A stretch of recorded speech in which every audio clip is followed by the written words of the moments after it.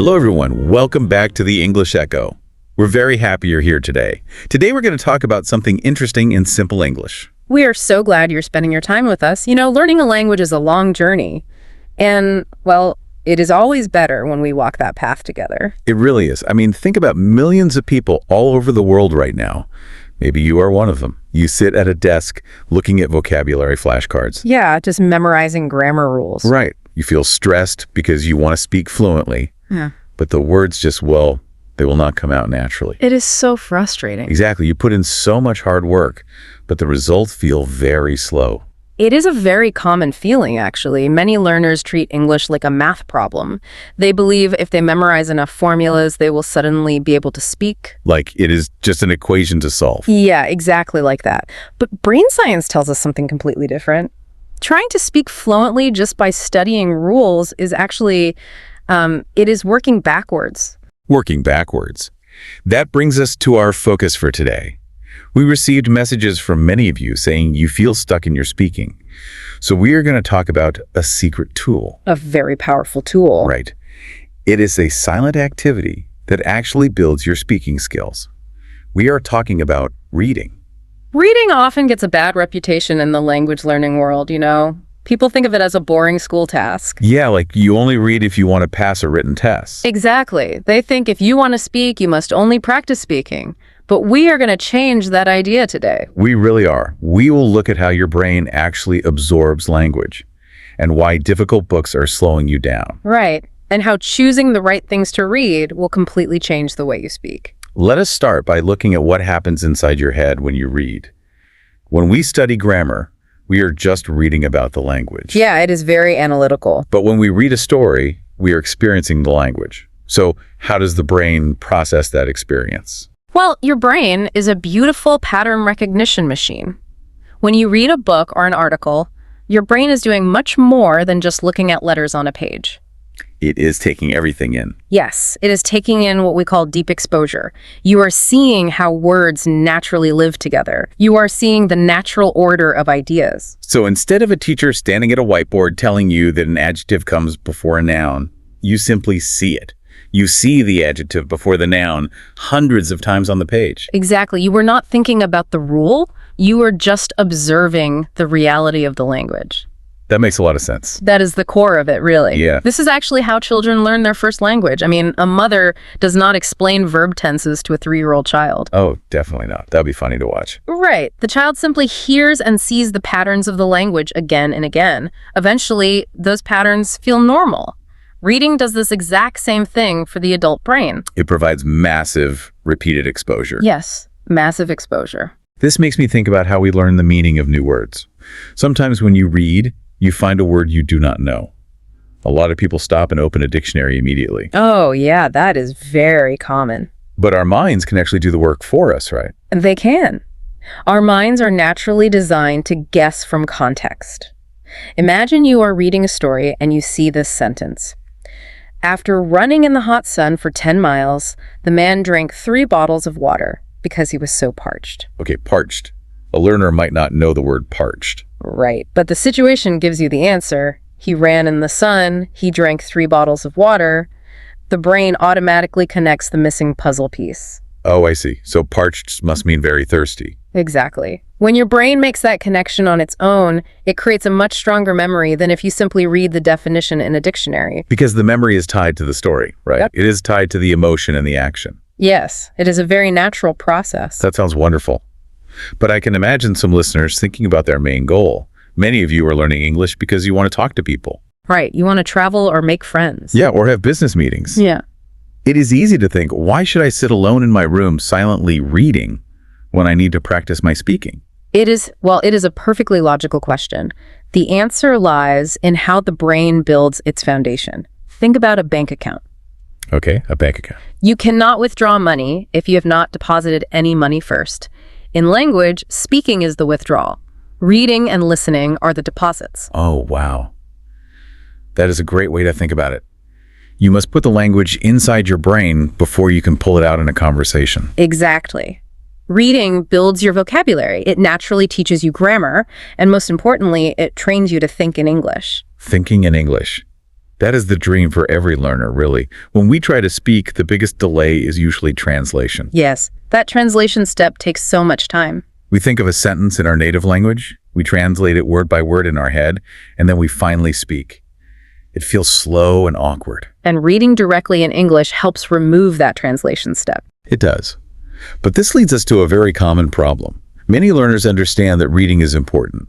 So they go to a bookstore, they buy a book, they read 3 pages, and they quit. Yeah, they quit. They feel frustrated and angry. They think, I am just not good at English. I have done that myself with other languages, to be honest. Me too. You sit down with a big, famous novel, and every single sentence has a word you do not know. Your brain just gets incredibly tired. Why do we do this to ourselves? Well, we fall into something we can call the ego trap.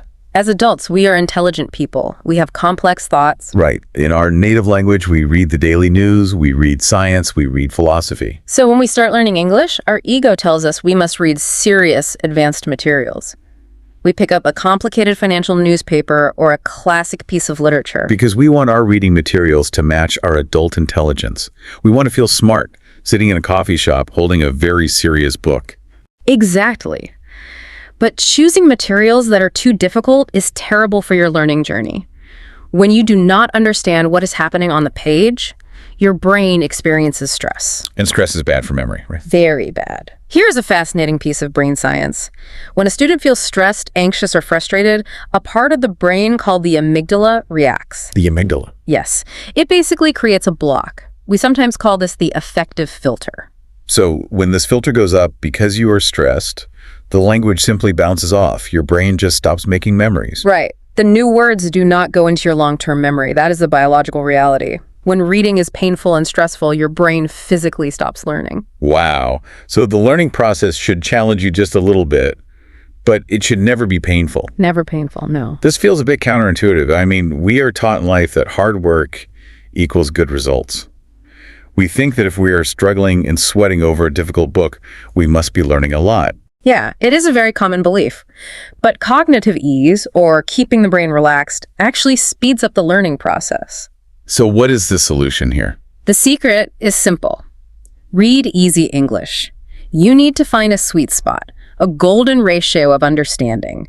You should aim to understand about 70 to 80% of what you read without using a dictionary. 70 to 80%. Let us explore that. If I open a book and I already understand 80% of the words on the page, I might feel like I am staying in my comfort zone. I know the feeling. Am I really learning enough new things? You are learning exactly the right amount. If 20% of the text is new, your brain has enough surrounding context, that 80% you already know, to comfortably guess the new words. Ah, I see. But even more important is the psychology of learning. Building confidence and momentum matters much more than the difficulty of the book. Because if the book is easy, you will actually finish the chapter. And when you finish a chapter, you feel a sense of success. You feel good about yourself. Exactly. That positive feeling lowers your stress. It opens up your memory. You will wake up the next day and actually want to read again. And consistency is how you learn a language. Yes. If you choose a book where you only understand 20%, you will quit by Tuesday. That makes total sense. So we need to protect our momentum. We need to leave the heavy, complicated literature behind for now and protect our daily habit by choosing the right materials. Yes, curation is key. So what kind of things should a learner pick up to read? Short stories are wonderful. They have a clear beginning, middle, and end. They are designed to pull you in and entertain you. And because they are short, you can finish one in a single sitting. Exactly. That gives you an immediate feeling of accomplishment. Short stories are a great choice. Since we are avoiding stress, the materials need to be enjoyable and light. What else works well? This next suggestion sometimes makes adult learners feel shy, but it is incredibly powerful. Children's books. Oh, children's books. I can understand the hesitation. A business person learning English for their career might feel strange reading a story about a talking bear. It might feel strange at first, but think about what a children's book actually is. It is not just a silly story. It is a tool designed by experts to teach a human brain a language from scratch. That is a brilliant way to look at it. The language is clear. The sentences follow natural, simple structures. Right. The vocabulary describes the physical world perfectly. It is the purest form of language input you can find. It is brain food. There is no complex slang or confusing academic terms, just the core patterns of the language. Exactly. Besides stories, you can also read simplified news. Many websites rewrite daily news stories using simple English. That sounds very practical. It is very helpful because it teaches you modern words and phrases that people use in real life today. Just be careful to avoid very complicated political or economic news at first. Why is that? Because the ideas themselves can be hard to follow, even in simple English. Keep it straightforward. Keep it straightforward. Now, there is another type of reading that many people do not even think of as reading. Oh, yes. When you are watching a television show or a movie, you can turn on the English subtitles. Subtitles are a fantastic tool. When you pause a video to read the subtitle on the screen, you are actively reading. But it is even better because you are combining the text with the sound. So you read the sentence structure, and then you hear how a native speaker pronounces it with emotion. Right. It turns a lazy evening of watching television into a highly effective language session. You are reading, listening, and being entertained all at once. And that brings up the most important rule for choosing what to read. You should choose topics you genuinely care about. Yes, the topic makes all the difference. If you love football, read football news in English. Right. If you love cooking, read recipes and food blogs in English. If you love video games, read gaming forums. Because when you read about your favorite hobby, your brain forgets that it is studying. You are no longer reading to learn English, you are reading to learn about football. The English language just becomes the glass that holds the water. I love that, yes. When your brain is curious about the topic, your focus lasts much longer. The stress filter disappears completely. You absorb the vocabulary naturally because you actually care about the information. Exactly. So we have our simple materials. We have our short stories, our interesting blogs, our subtitles. We have protected our confidence by choosing easy things. But simply staring at the page is not enough, right? Right. How we read is just as important as what we read. How do we build a good strategy for our reading time? The first step in our strategy is often the hardest habit to break. You must stop translating every single word into your native language. Well, this is such a deep reflex for most of us.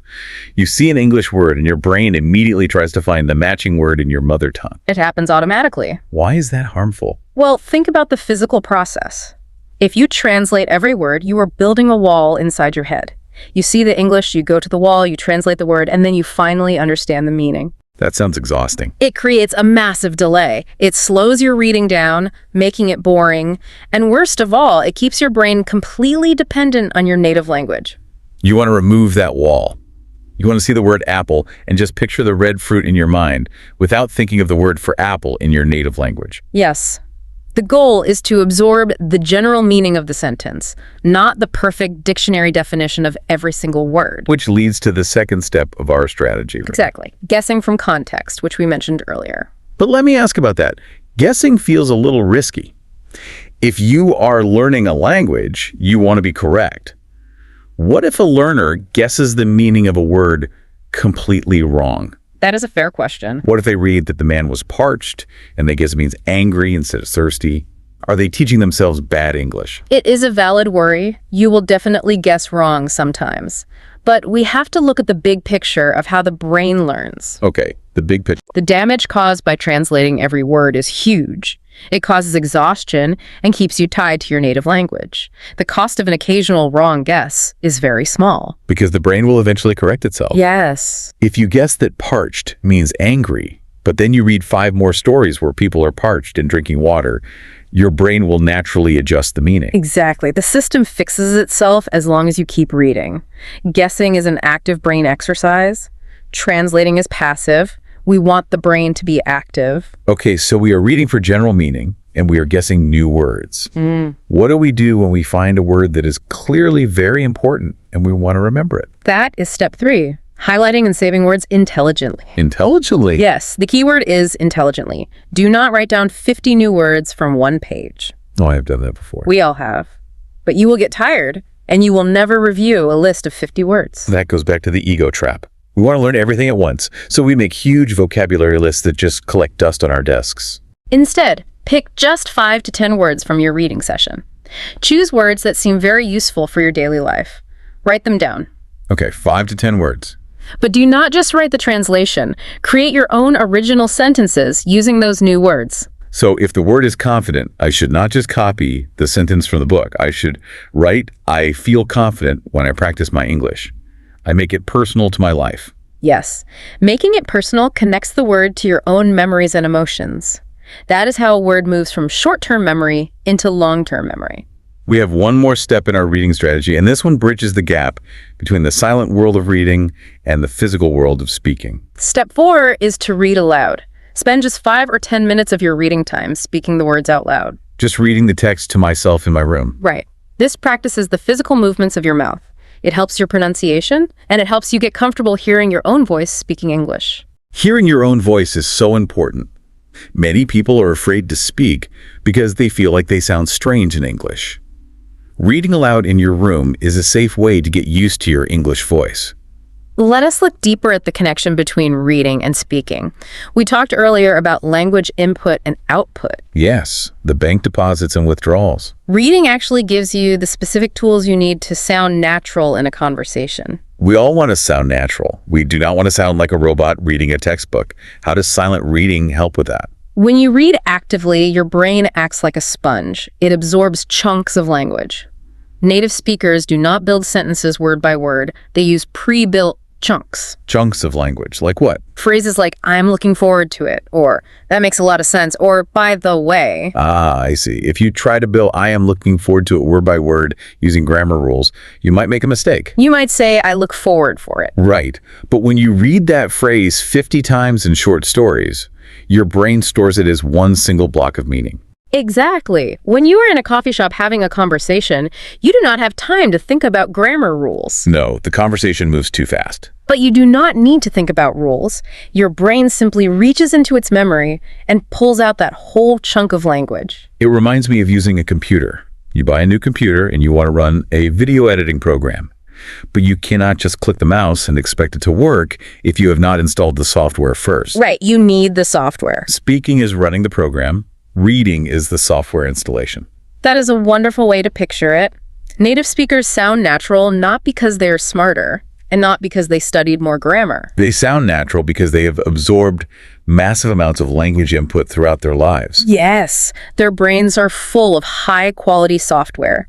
To improve your speaking, you must feed your brain first. So how do we bring all of this into our daily lives? Most of our listeners are busy people. They have jobs, families, and responsibilities. How do we build a reading habit without feeling like we just added a heavy burden to our day? The secret to a habit is consistency, not intensity. You do not need to study for 3 hours on a Sunday afternoon. That sounds like a relief. In fact, short daily sessions are much better for your brain. 15 to 20 minutes a day is perfect. It is like exercising. Doing a light workout for 20 minutes every morning will make you much healthier than going to the gym once a month and exercising for 4 hours until you are exhausted. Exactly. Let us build a simple daily routine. In the morning, while you drink your tea or coffee, read just one short paragraph from an easy news site or a story. Just one paragraph. Very easy. In the afternoon, while you take a break, choose 5 words from that paragraph and write your own personal sentences. Okay, that is step 2. And in the evening, take 5 minutes to read the paragraph out loud. That sounds very relaxing. It is a gentle way to surround yourself with English. But I know a lot of learners struggle with a feeling of failure. They try to read, and they forget words they learned yesterday. They feel like they are moving backward. Forgetting words is a normal, healthy part of learning. Your brain has to forget a word and relearn it a few times before it stays forever. So we should not be so hard on ourselves. No, definitely not.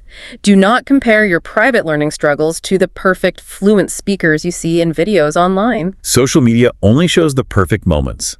It does not show the years of making mistakes and forgetting vocabulary. Here is a powerful tip to build your confidence. Read the exact same article 2 days in a row. Wait, really? Won't reading the exact same thing get boring? Why not explore news stories every day? It might seem boring, but rereading offers a massive psychological reward. The first time you read an article, it requires effort. Yeah, you are guessing words from context. You are focusing hard. But when you read that same article the next day, it is suddenly much easier. Your brain recognizes the patterns. Oh, that makes sense. It provides clear proof to your brain that you are improving.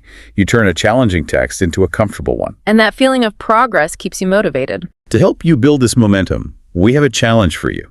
a 7-day challenge to test this software installation for yourself. Yes, we challenge you to apply this simple strategy starting today. For the next 7 days, find something easy and enjoyable to read. Read it for just 15 minutes a day. Pick 5 words and make your own sentences. And spend 5 minutes reading out loud. Just 7 days of relaxed, easy input. We are confident that you will begin to feel a shift. The language will start to feel a little more comfortable in your mind. Let us look back at the journey we took today. We started by understanding that the brain is a pattern recognition machine. It learns best by experiencing the language naturally. Right, not by forcing grammar rules into our memory. We talked about avoiding the ego trap. You must put away the stressful, complicated books and embrace the power of simple, easy English. Remember the golden ratio. Aim to understand most of what you read so your brain stays relaxed. We discussed how to read strategically. Stop building the translation wall in your head. Let yourself guess meanings from context. Highlight just a few useful words and personalize them. And we connected the silent habit of reading to the active skill of speaking. By absorbing chunks of language through reading, you are installing the software your brain needs to speak naturally. As we finish today, I want you to think about your own native language. Think about how you talk with your friends and family. How much of your humor, your specific vocabulary, and the way you express your feelings came from a teacher explaining rules on a board? Probably very little of it. Most of your natural speaking charm comes from the stories you have heard, the articles you have read, and the media you have absorbed over your entire life. You built your native language through input. You can do the exact same thing in English. Building a simple, relaxing reading habit is not just a study task. It is a way to invite a whole new language into your life naturally. Thank you for listening to the English Echo. Keep practicing English every day. See you in the next episode.